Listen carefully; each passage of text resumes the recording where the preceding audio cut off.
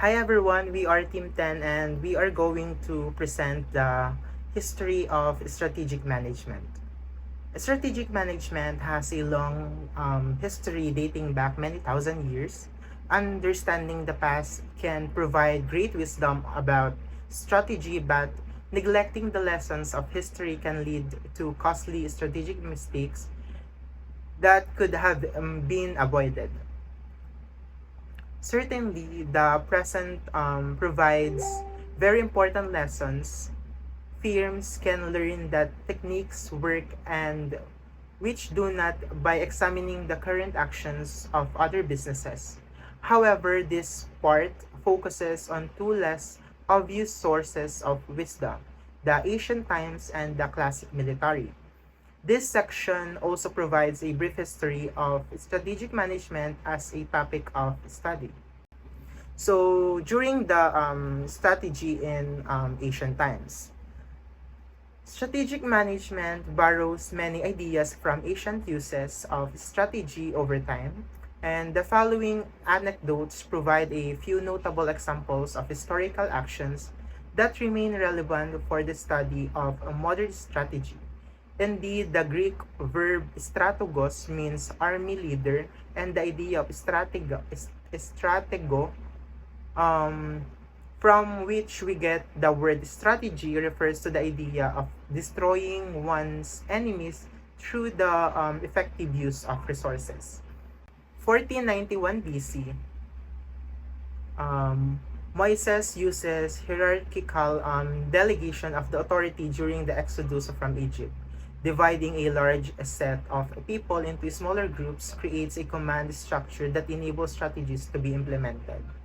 So one of the first documented discussions of strategy can be found in the Old Testaments of the Bible, when Moses faced a significant struggle over 3,500 years ago after bringing his fellow Hebrews out of Egyptian slavery. Moses was overwhelmed as the lone strategist at the forefront of a nation of possibly 1 million people. Moises began distributing control to other leaders, each of whom commanded a group of people. So this hierarchical distribution of authority established a command structure that allowed Moises to focus on the most important decisions and aid in the implementation of his objectives. Similarly to the responsibilities of strategic management today are simply to great for a CEO or a company's top leader to handle alone. And the vice presidents and other executives are thus given several key roles. So, gaya nga nung example dito is yung CEO, may iba siyang role, and since siya yung company's top leader, then um, binigyan niya ng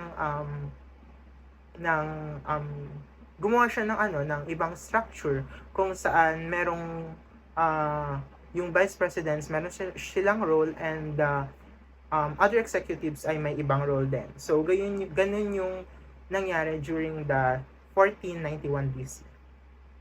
Then next is the 500 BC. Sun Tzu's The Art of War provides a classic handbook on military strategy with numerous business applications, such as the idea to win without fighting is best. This type of approach was used by businesses such as Gap Incorporation when they decided to create their own stores rather than competing for shelf space for their clothing within traditional department stores.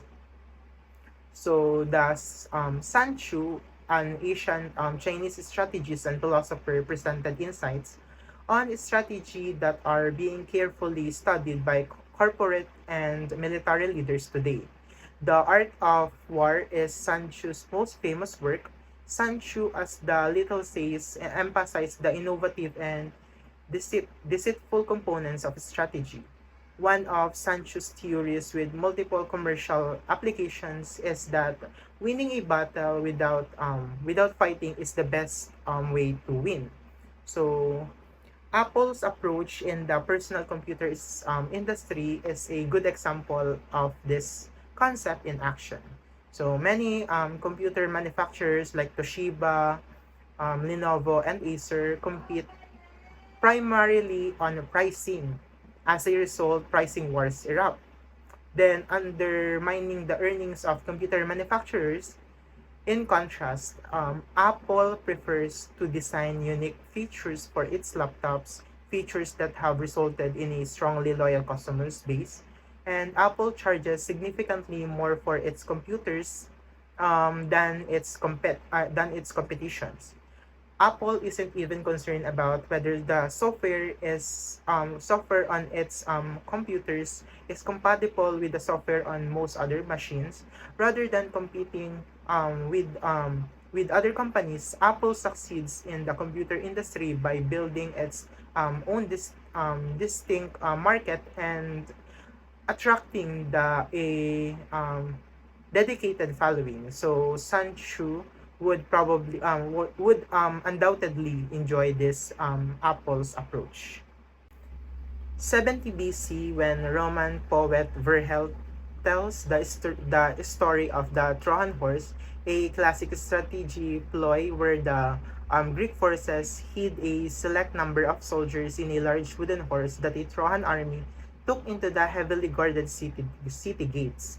Once inside the city, the Greek soldiers were able to open the gates and allow in reinforcements, which eventually led to the end of the war.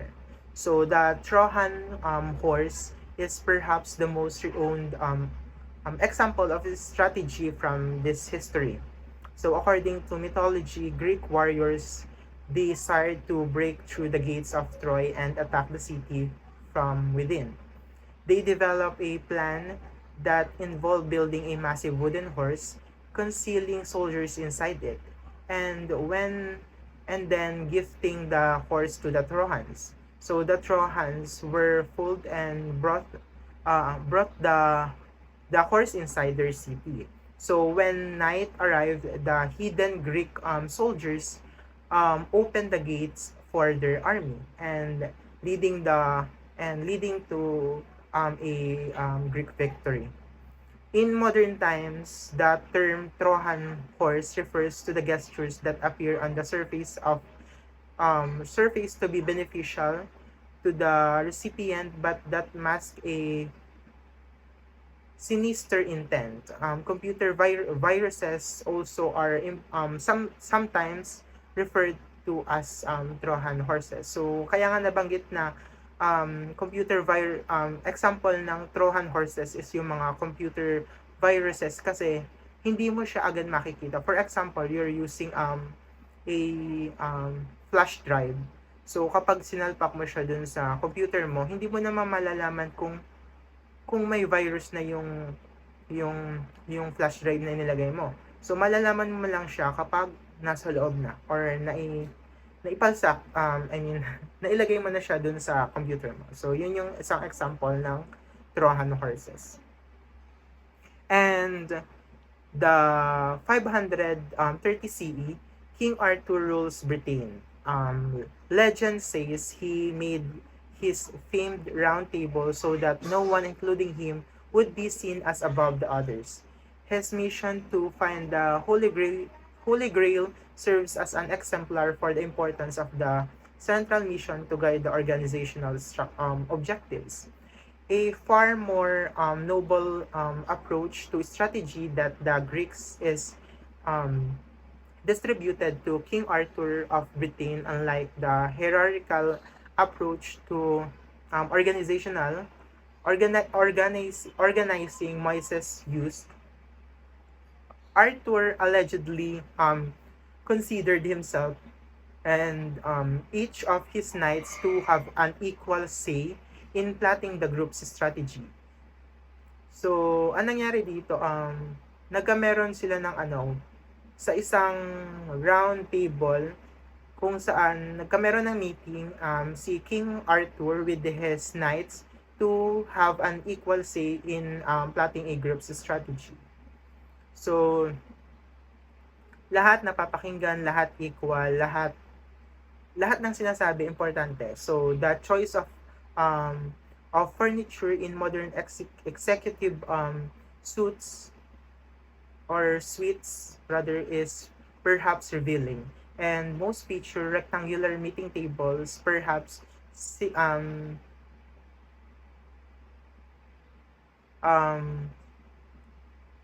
signaling that one person, the chief executive officer, is in charge. And another implication for strategic management offered by King Arthur and his knights of the round table involves the concern of the mission. Their vigorous search to find the Holy Grail so serves as an exemplar for the importance of a central mission to guide organizational strategy and actions. So, yun yung ginawa ni King Arthur para mapakinggan yung mga suggestions ng mga niya and also their knights. So, we're going to tackle about classic military strategy. So, strategic management sometimes borrow a lesson as well as metaphor from classic military strategy. For example, major business decisions are often categorized as strategic, while more minor decisions such as small changes in price or the opening of a new location are referred to tactical decision. And then here are some of the pre-select examples of classic military strategies that hold insight for strategic decisions today. So, in 1532, the Machiavelli's book, The Prince, offer a clever recipes for success to government leaders. Some of the book's suggestions are quite devious, and the word Machiavellian comes to refer to acts of deceit and manipulation. So, this book was written 500 years ago and is still regarded by many as an insightful guide for conquering. And in addition, this book was a short treatise on how to acquire power, create a state, and also keep it. And then um, next is noong 1775, which is the American Revolutionary War. It is the American Revolutionary War between United States and Great Britain. Begins, and the weaker American forces win that war, in part by relying on non-traditional tactics such as guerrilla warfare. Sa na-research ko, ang guerrilla warfare was a type of warfare wherein they fought by irregular and fast-moving and small-scale actions against orthodox military and police forces, and on occasion against insurgent forces, either independently or in conjunction with a larger political military strategy. And then the other strategy was strategic targeting of British officers. And they also depend on help from the French Navy, illustrating the potential value of strategic alliances. And then next is noong 1815, which is Napoleon's was defeated at Waterloo, wherein dinemonstrate doon kung paano nag-spread yung resources to thin can result in defeat of even one of the most famed militaries of all time. And then next is noong 1865, the American Civil War ends. So, doon na natapos yung war sa American Civil. And then, historians consider the Confederacy to have had better generals, but the Union possessed greater resources, sometimes good strategies, simply cannot overcome a stronger adversary, such as the factories and railroad lines. So, as many modern companies have discovered, yun na nga, some good strategies simply cannot overcome a stronger adversary. And then next is noong 1944. Following a series of deceptions designed to confuse and fool German forces, the Allies launched the D-Day invasion in an effort to liberate Europe from Nazi control. So, ang D-Day, sa na-research ko, it is specifically, it happens on June 6, 1944. Exactly, June 6. And then, yung D-Day, it brought together the land, air, and sea forces of the Allied armies in what became known as the largest amphibious invasion in military history. Tapos, that event had a code name, which is Overlord. It delivered 5 naval assault divisions to the breaches of Normandy, France. The modern history of strategic management. Although strategy has been important throughout history, strategic management as a field of strategy has largely developed over the past century. Below are a few key business and academic events that have helped the field evolve. So during the 1909, the Ford first produces its classic Model T. Universities universities contain many different fields of strategy, including physics, chemistry, literature, computer science, and engineering. Some fields of study date back many centuries, while others have emerged only in recent years. Strategic management has been important throughout history, but the evolution of strategic management into a field of study has mostly taken place over the past century. So in the early 20th century, automobile maker Henry Ford emerged as one of the pioneers of strategic management among industrial leaders. At the time, cars seemed to be a luxury item for wealthy people, and Ford adopted a unique strategic perspective, however, and boldly offered the vision that he would make cars the average family would afford, and building on ideas about efficiency from Taylor and others. Ford organized assembly lines for creating automobiles that lowered costly dramatically. Despite his wisdom, Ford also made mistakes. Regarding his company's flagship product, the Model T, Ford famously stated, any customer can have a car painted any color that he wants so long as it is black. But when his rival automakers provided customers within a variety of color choices, Ford has no choice but to do the same. So during the 1911, Frederick W. Taylor publishes the Principle of Scientific Management. Strategic management, as defined by Asian Chinese strategist Sun Tzu, is a blend of art and science. Frederick W. Taylor in the early 20th century developed a scientific aspect of strategic management by publishing the Principles of Strategic Management in 1911. Taylor argued that businesses would become more efficient by identifying the one best way to perform important tasks. Implementing these principles saved Taylor companies thousands of millions of dollars. Despite debates over the merit of the finding one best way, Taylor's emphasis on maximizing organizational performance became the core concern of strategic management as the field developed.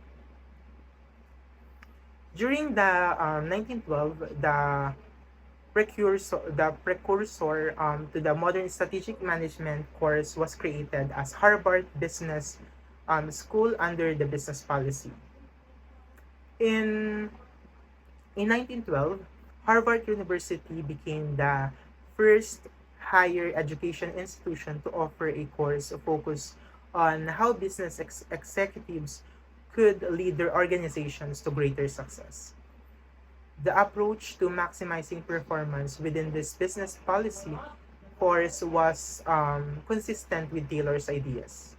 Specifically, the goal of the business policy course was to identify the one best response to any different problem that an organization confronted. By finding and pursuing this ideal solution, the organization would have the best chance of enjoying success. In 1925, A&W Root Beer became USA's first franchise restaurant chain. So in the 1920s, A&W Root Beer became the first franchise restaurant chain.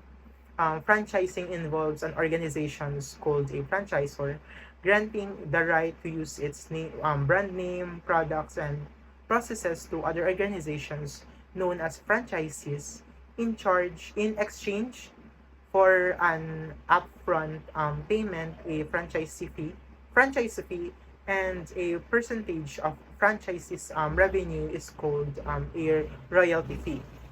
This simple yet powerful business model allows franchisors to grow their brands rapidly and provides franchisees with the safety of a proven business format within a few decades. The franchising business model would fuel incredible success for um, for many franchisors and franchises across the variety of industries. So today, for example, both Subway and McDonald's have more than 30,000 restaurants carrying their brand names. So next is the 1959, um, the Ford Foundation recommends that business schools curricula include a capstone course that integrates knowledge across business fields in order to help solve complex business problems. The acceptance of strategic management as a necessary element of business school programs took a major step forward in 1959. A widely circulated report created by the Ford Foundation recommended that all business schools offer a capstone course. The goal of this course would be to integrate knowledge across different business fields such as marketing, finance, and accounting to help students the devise between ideas for addressing complex business problems. Rather than seeking a one best way solution as advocated by Taylor and the Harvard Business Policy course, this capstone course would emphasize students' critical thinking skills in general and the notion that multiple ways of addressing problems would be equally successful in particular. The Ford Foundation report was a key motivator that led U.S. universities to create strategic management courses in their undergraduate and Master of Business Administration programs. And the 1962, Alfred Chandler publishes Strategy and Structure, chapters in the history of the industrial enterprise. In 1962, business and academic events occurred that seemed minor at the time, but that would later give rise to huge changes. Building on the business CV that he had gained as a franchisee, Sam Walton opened the first Walter in Rogers, Arkansas, relying on a strategy that emphasized low prices and high levels of customer service. Walmart grew to 882 stores with a combined um, 8.4 US 8.4 billion US dollars in annual sales by 1985. A decade later, sales reached 93.6 billion US dollars across nearly 3,000 stores. And in 2010, uh, Walmart rather, was the largest company in the world and in recent years, Walmart was arguably downplayed customer service in favor of cutting costs. This is the time will tell whether deviating from Sam Walton's original strategic positioning will hurt the company. And then, noong 1962, Walton opens the first Walmart in Arkansas, relying on a strategy that emphasized a low price and high level of customer service. And also, noong 1962, Harvard professor Alfred Chandler published the strategy and structure, um, wherein chapters in the history of the industrial enterprises. This book describes how strategy and organizational structure needs to be consistent consistent with each other to ensure strong firm performance, a lesson that Moses seems to have mastered during the Hebrews um, exodus from Egypt. Many people working in that field of strategic management consider Chandelier's book to be in the first work of strategic management research. And then next is noong 1980, wherein the Strategic Management Journal is created. And then, yun na nga, the two pivotal events that firmly established strategic management as a field of study took place in 1980. And then one was the creation of the Strategic Management Journal. And then the introduction of the journal offered a forum of researchers interested in building knowledge about strategic management, and much like important new medical findings appear in the Journal of American Medical Association and the New England Journal of Medicine. The Strategic Management Journal published path-breaking insights about strategic management.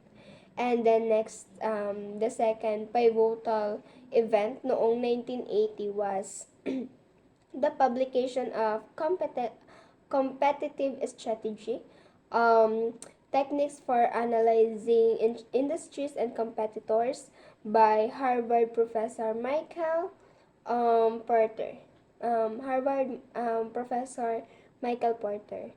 And then this book offers concepts such as five forces analysis and genetic strategies that continues to strongly influence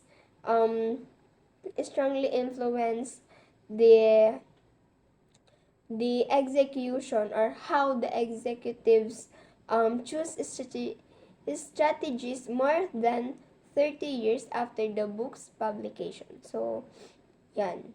And then, this is what happened noong 1995, the launch of Amazon.com rather, by founder Jeff Bezos, in perhaps the pivotal event in creating internet-based commerce.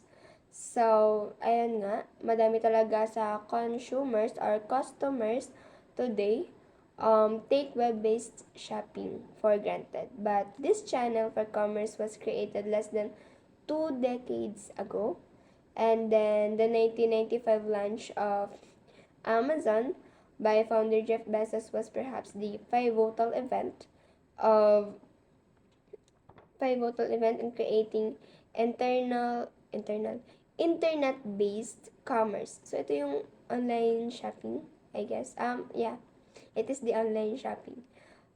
In pursuit of its vision to be Earth's most customer-centric company, Amazon has diversified far beyond its original focus on selling books and has evolved into a dominant retailer. Powerful giants have stumbled badly in Amazon's wake. Sears had sold great varieties of goods, even including entire houses. So, through catalogs for many decades, as had Eaton's, neither firms created a strong online sales presence to keep pace with Amazon, and both eventually dropped their catalog businesses. As often happens with old and large firms, Sears and Eaton's were um, outmaneuvered um, by a creative and versatile upstart.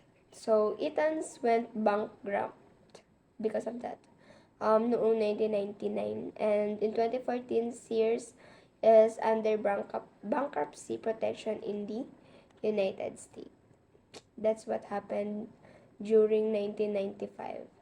And then 1997, Bre-X declares bankruptcy after an investigation revealed that our samples were salted and the inflated share prices were a result of fraud and corruption. So, ethics have been an important issue within the strategic management field. So, lagi naman talagang kailangan at importante ang ethics within the organization or within the strategic management field, and the attention to the needs for executive to act ethically when creating strategies increased dramatically in the early 2000.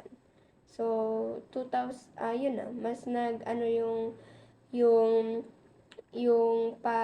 pagpa-practice ng ethics when it comes to strategic management. Tapos, when a series of companies such as Bre-X and Enron Corporation were found to have a grossly exaggerated and strength of their performance after a series of revelations about fraud and corruption, investors in these firms and others lost billions of dollars. Syempre, it is corruption, it is fraud. That is why tens of thousands of jobs were lost and some executives were sent to prison. So, ang daming naapektuhan because of that. And then, noong 2005 naman, so, nasa 2000 na tayo, Thomas Friedman's book, The World is Flat. A brief history of the 21st century suggests that many advantage that firms is developed countries like the United States takes for granted are disappearing. So, like ethics, the implications of international competition are of essential interest to strategic management. Provocative new thoughts on the nature of the international arena were offered in 2005 um, by Thomas L. Friedman. And this book, The World is Flat, yun na nga. Friedman argues that many of the advantage that firms in developed countries such as US, Japan, and Great Britain take for granted are disappearing. So, one implication is that these firms will need to improve their strategies if they are to remain successful. So, yeah, ethics is important, and tama naman si Thomas Friedman in this book. And then, lastly, the 2010 Walmart becomes the largest company in the world. Um, Looking to the future, it appears like that strategic management will prove to be more important than ever. In response, researchers who are interested in strategic management will work to build additional knowledge about how organizations can maximize their performance. Executives will need to keep on track of the latest scientific findings, Meanwhile, they also must have a leverage. They must they also must leverage the insights that history offers on how to be successful while trying to trying to avoid history's mistakes. So that's all for strategic management history. Thank you.